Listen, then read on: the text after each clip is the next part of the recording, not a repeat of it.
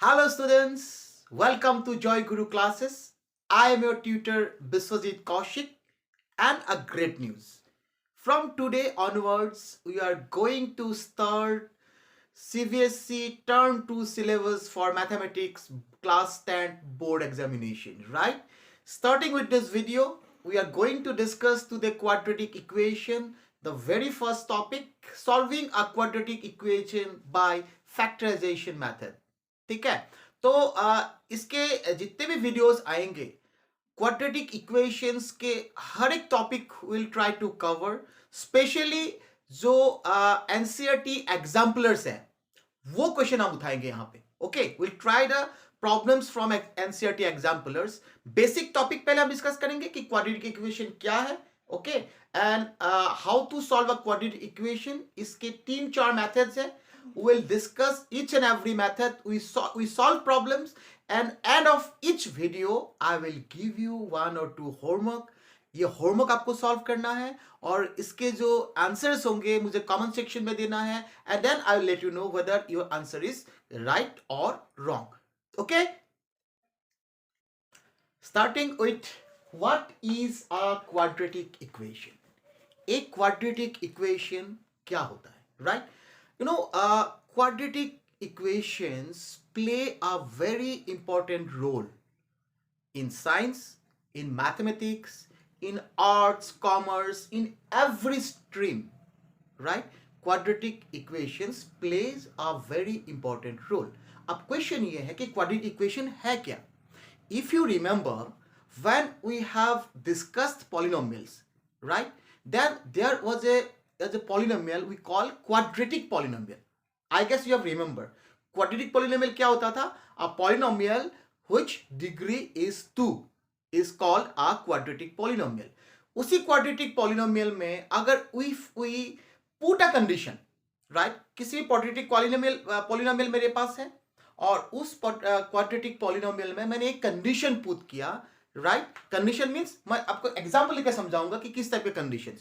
तो we can get a quadratic equation quadratic equations का real life में बहुत सारे एप्लीकेशंस होते हैं बहुत सारे एप्लीकेशंस एक जस्ट मैं एक आपको हिंट दूंगा कि क्वाड्रेटिक इक्वेशंस को हम रियल लाइफ के साथ हम कैसे लिंक कर सकते हैं okay suppose starting with this particular example रे I have a rectangular shape floor मेरे पास एक रेक्टेंगुलर शेप के फ्लोर है राइट और मुझे ये फिक्स कर दिया गया कि I have to find out the dimensions of this rectangular floor right और डेफिनेटली डायमेंशंस का मतलब इसका लेंथ होगा इसका ब्रेथ होगा राइट और ये फिक्स्ड है कि इस फ्लोर का जो एरिया है that should be 200 metre square okay the area of this rectangular floor should be 200 metre square okay ये कंडीशन है ये प्री कंडीशन है इसके हिसाब से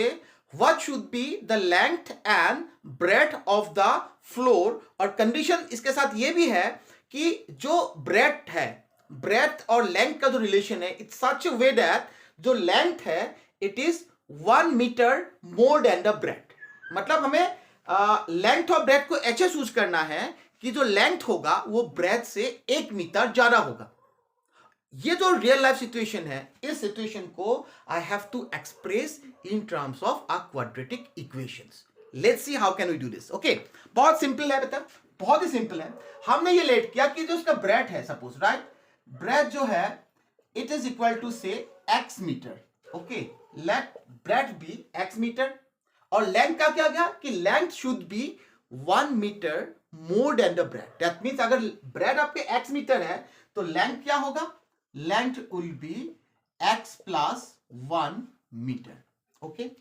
and the condition what they have given कि इसका जो एरिया है इस रेक्टेंगुलर फ्लोर का जो एरिया है that should be 200 meter square if you remember what is the area of a rectangle किसी भी रेक्टेंगल का एरिया क्या होता है लेंथ इनटू ब्रेथ होता है राइट सो अगर इस रेक्टेंगुलर जो फ्लोर है उसका एरिया अगर 200 मीटर स्क्वायर है राइट सो हम कैसे लिख सकते हैं इसका ब्रेथ क्या है x लेंथ क्या है x plus 1 right so we know that length into breadth is equal to area of a rectangle. Okay, ये हमें पता है। तो हमने यहाँ पे लेंथ क्या लिखा है, लेंथ है x प्लस 1, राइट, और ब्रेथ क्या है, इट इज x, और एरिया क्वेश्चन में क्या गिवन है, it is 200 metre square, right.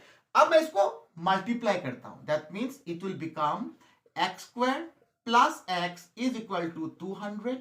This implies x square plus x minus 200 is equal to 0, right. अगर मैं इस जीरो को इसको हटा देता हूं, अगर मैं पॉलिनोमियल की बात करता हूं, सो this is a quadratic polynomial, right, because इसका जो डिग्री है that is equal to 2।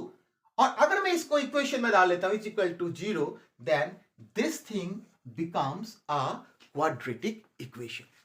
Understood? Understood और नॉट? ओके, सो अभी I am going to give you a formal definition of quadratic equation now, ठीक है, लेट्स सी। ओके, नाउ कैसे, जैसे हमने एग्जांपल लिया था अभी कि राइट रेक्टेंगुलर फ्लोर है, लेंथ और ब्रेथ है, तो मैंने एक इक्वेशन को फॉर्मुलेट किया and that equation is the quadratic equation. So now what is the formal definition? हर चीज का फॉर्मल डेफिनेशन है, राइट। तो क्वाड्रेटिक इक्वेशन का भी एक फॉर्मल डेफिनेशन है, राइट। उसका डेफिनेशन क्या क्या है? पहले ये तो है कि हमें इसका आइडेंटिफिकेशन करना बहुत जरूरी है कि कौन सी इक्वेशन क्वाड्रेटिक इक्वेशन है और कौन सी इक्वेशन क्वाड्रेटिक इक्वेशन नहीं है, ठीक है। So what is the formal definition? Formal definition is any equation which can be written in the form of ax square plus bx plus c equal to 0, right. कोई भी equation अगर मैं इस format में लिख सकता हूं ax square plus bx plus c equal to 0 such that ये जो a b और c है आर रियल नंबर्स, और साथ में एक कंडीशन और भी है। वो कंडीशन ये है कि जो ये a है, a क्या है, coefficient of x square, this a should not be equal to 0, क्योंकि अगर ये 0 हो जाएगा, ये 0 होने का मतलब क्या है बच्चे, ये 0 होने का मतलब है ये चला गया, क्या रह गया, bx प्लस c, तो it will not be a quadratic equation. तो अगर इस टाइप में आ जाता है तो हम इसको क्या बोलते हैं, इसको हम बोलते हैं linear equation, right? So in a quadratic equation, this is the most important, condition. Okay, a should not be equal to 0. That means the coefficient of a x square should not be equal to 0. b और c 0 हो सकता है, not an issue. b और c जो है it may be 0, but the coefficient of x square which is equal to a, this should not be equal to 0. For example से अगर मैं एग्जांपल लेता हूं आपको, then 3x square plus 4x minus 2 equal to 0, is this a quadratic equation? Of course the quadratic equation, because यहां पे जो a है it is equal to 3 and which is not equal to 0, so this is a quadratic equation, right. But क्या मैं अगर ये लिखता हूं x square plus 2x plus 1 is equal to suppose x minus 2 equal to x minus 2 का whole square, क्या ये quadratic equation है या नहीं है?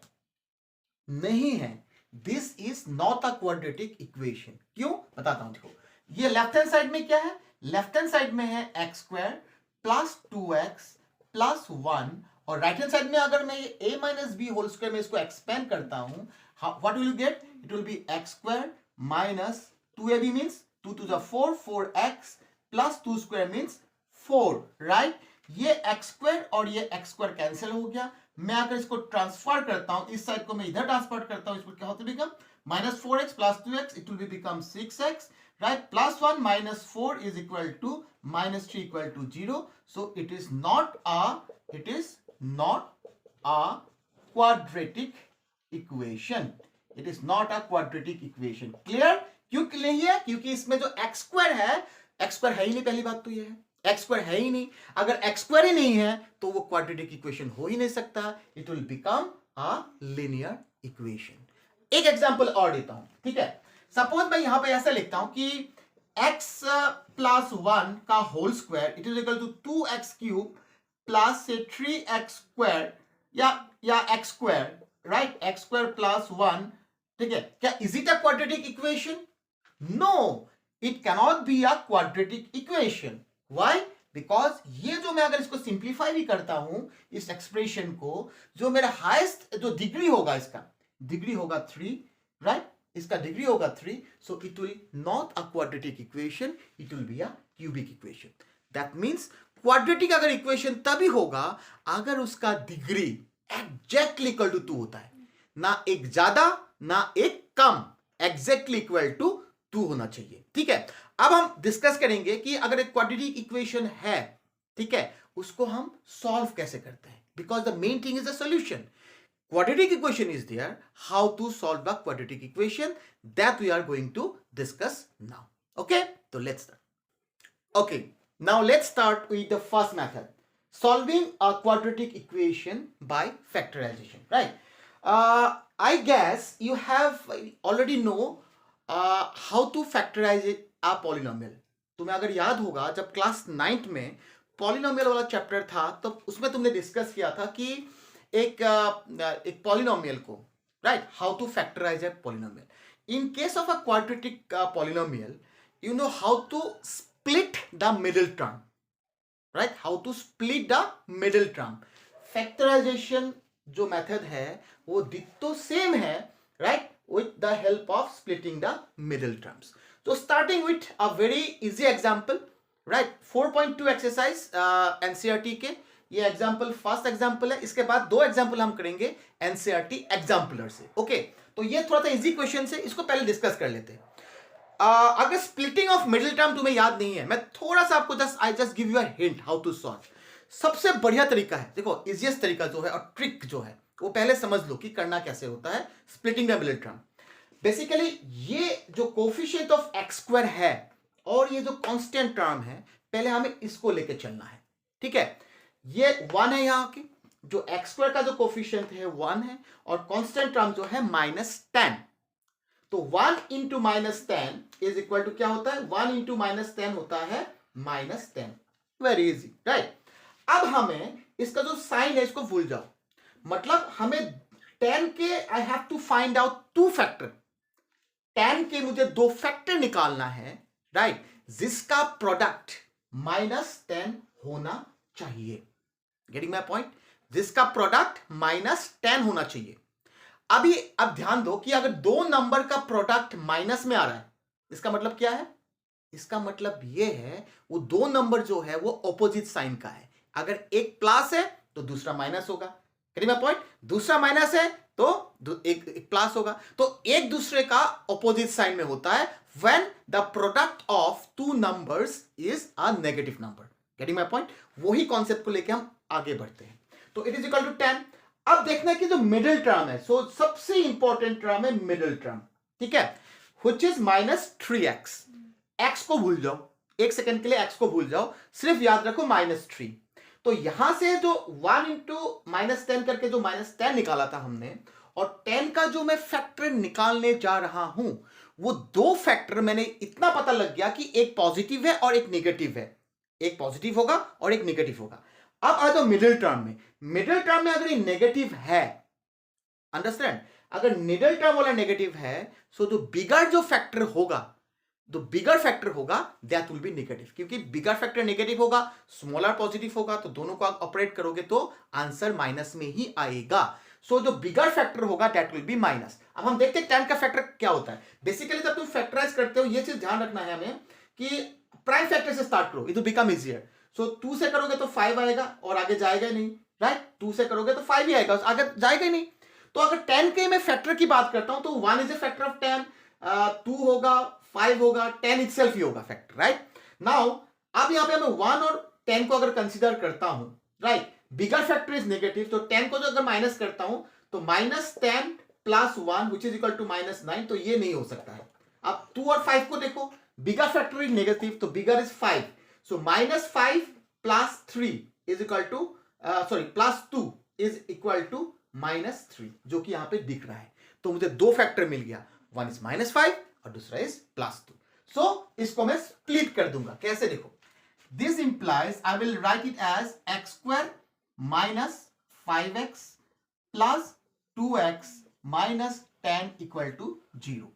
इन दोनों में से क्या कॉमन आएगा, बिल्कुल दिख रहा है x कॉमन है, तो मैंने x कॉमन ले लिया, तो क्या रह जाएगा x माइनस 5, राइट, प्लस इन दोनों में से क्या कॉमन आएगा, ऐसे कॉमन लेना है ताकि x माइनस फैक्टर कॉमन रहे दोनों में, राइट। तो दोनों में मुझे दिख रहा है इट इज 2 कॉमन, तो it will B x minus 5 because 5 2 10 होता है और इक्वल टू 0।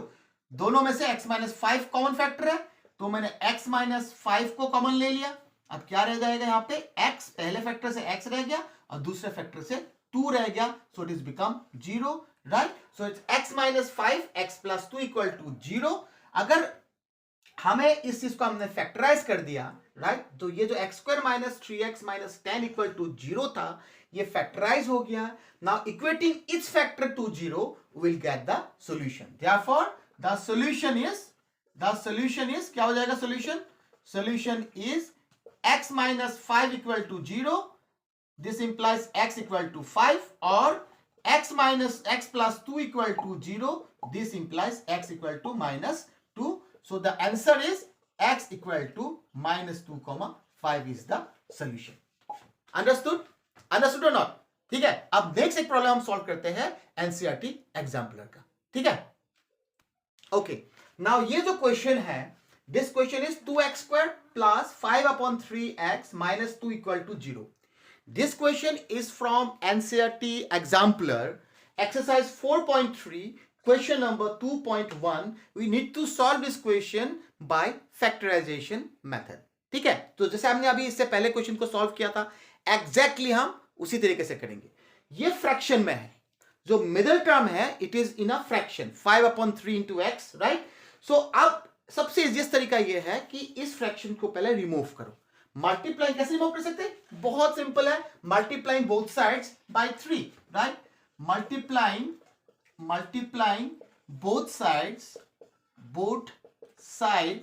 by 3, तो ये क्या बन जाएगा, this will become 6x square plus 5x minus 6 equal to 0, right.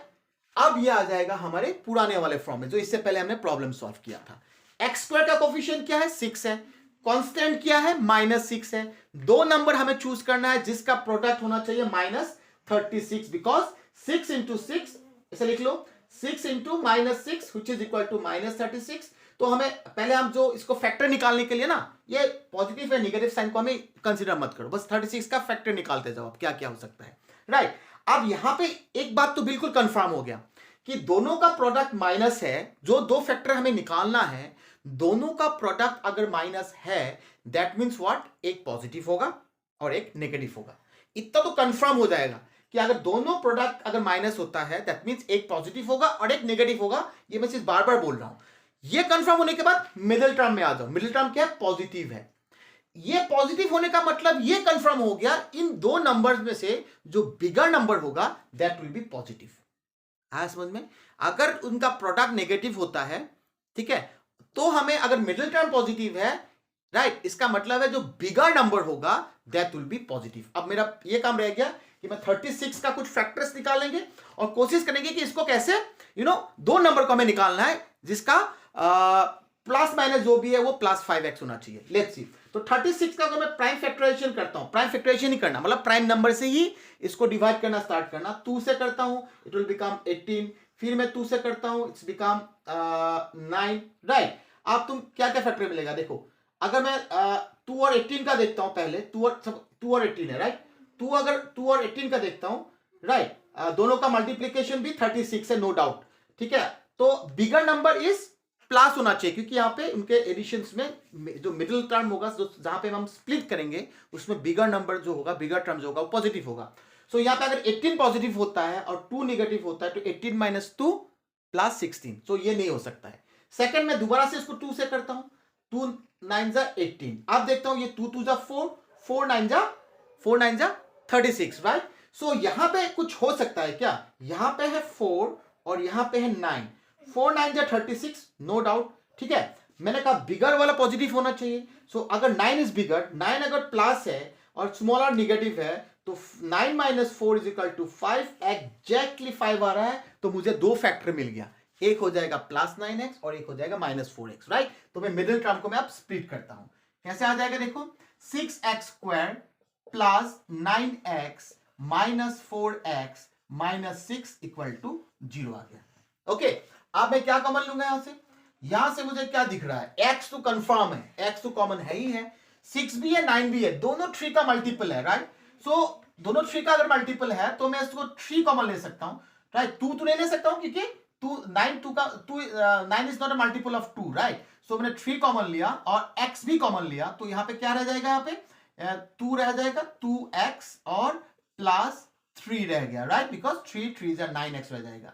यहां पे मैं पहले तो धीरे सीधा मैं माइनस कॉमन ले सकता हूं, 4 और 6 है, दोनों 2 का मल्टीपल है, तो मैंने यहां से 2 कॉमन लिया, x लेने की जरूरत नहीं है क्योंकि ये कांस्टेंट टर्म है, यहां पे कोई x नहीं है, राइट। सो मैंने 2 कॉमन लिया तो it will become 2x plus 3 equal to 0। So common factor मेरा आ गया 2x प्लस 3, दोनों ये मैंने कॉमन ले लिया, 2x plus 3, what remains, it is 3x minus 2 equal to 0, so it is factorized. तो equating is linear, it's factor, these are the linear factor, right? ये linear factor को मैं अगर 0 के इक्वेट करता हूं, I will get the solution. तो क्या होगा solution, एक तो हो जाएगा 2x plus 3 equal to 0 और 3x minus 2 equal to 0. This implies x is equal to minus 3 by 2 or x is equal to 2 upon 3. So the solution is x is equal to 2 by 3 comma minus 3 upon 2. So this is the solution. आया समझ में? Okay, so एक last problem solve करते हैं, a little bit tough problem, ठीक है। ये जो क्वेश्चन है एनसीईआरटी एग्जाम्पलर का सेकंड का थर्ड पार्ट है, 4.3 एक्सरसाइज का सेकंड का थर्ड पार्ट है, राइट।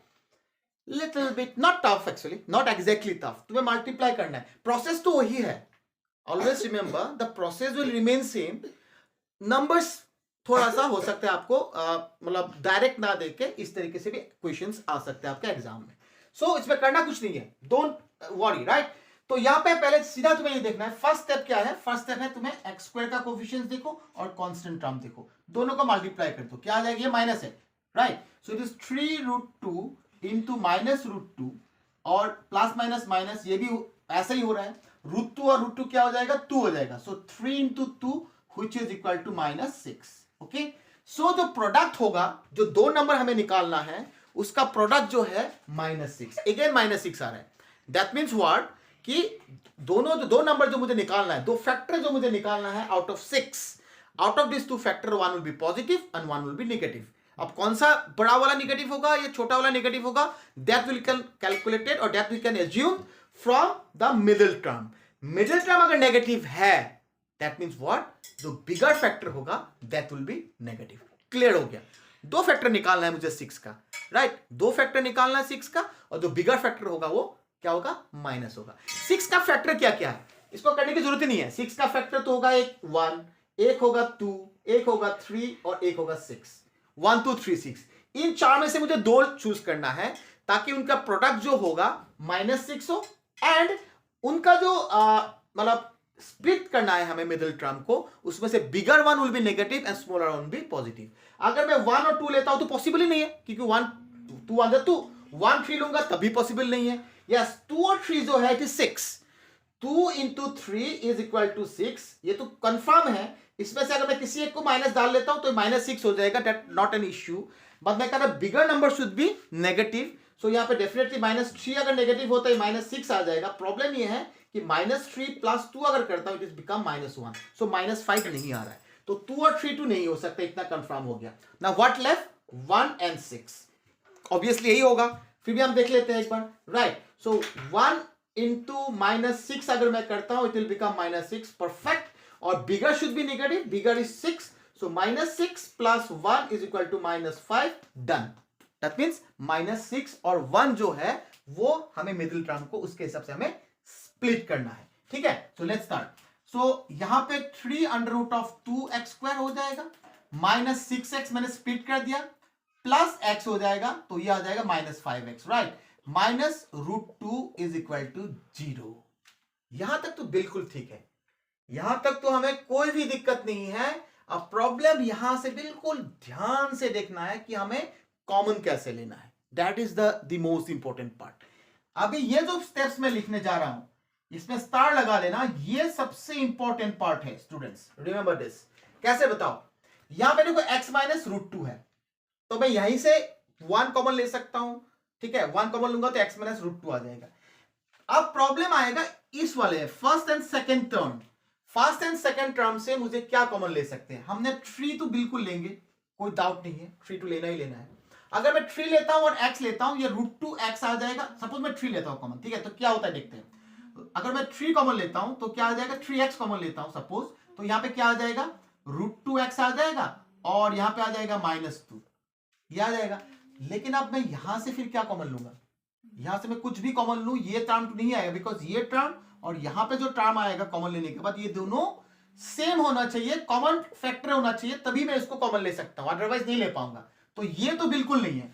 3x के अलावा भी मुझे यहां पे कुछ ना कुछ और कॉमन लेना पड़ेगा, सो दैट एटलीस्ट ये बिकम x माइनस √2। क्या दिख रहा है, मैं अगर यहां पे इफ आई टेक से 3√2 कॉमन, ठीक है, मैं यहां पे अगर 3√2 कॉमन लेता हूं और x, तो यहां पे क्या आ जाएगा, यहां पे आ जाएगा x, ठीक है।